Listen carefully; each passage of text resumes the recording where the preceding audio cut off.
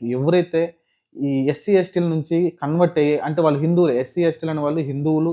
హిందూ మతంలో ఒక భాగంగా వాళ్ళున్నారు. బడుగు బలహీన వర్గాలుగా వాళ్ళున్నారు.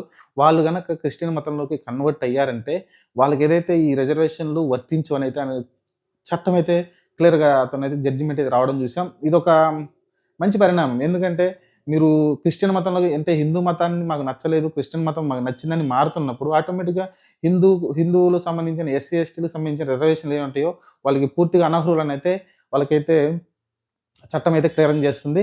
మరి సుప్రీం కోర్ట్ కూడా ఈ తీర్పిచ్చింది. ఇది విషయం ఎందుకొచ్చిందంటే చెన్నైలో ఒక అమ్మాయి ఆహ్, అమ్మాయి ఆహ్, తను ఎస్సీ సర్టిఫికేట్ కోసమైతే ఎళ్ళిందంట. సర్టిఫికేట్‌కెళ్తే "నువ్వు క్రిస్టియన్ గదా! నీకు అది వర్తించదమ్మా. నీకు సర్టిఫికేట్ ఇవ్వలేమని" చెప్తే ఆమైతే కోర్ట్‌లో ఆమైతే పిటిషన్ ఏసుకోవడం, అది హైకోర్ట్ నుంచి సుప్రీం కోర్ట్‌కెళ్ళడము. సుప్రీం కోర్ట్ ఇప్పుడైతే తీర్పిచ్చింది. మీకు ఇష్టమైన మతంలోకి చేరొచ్చు.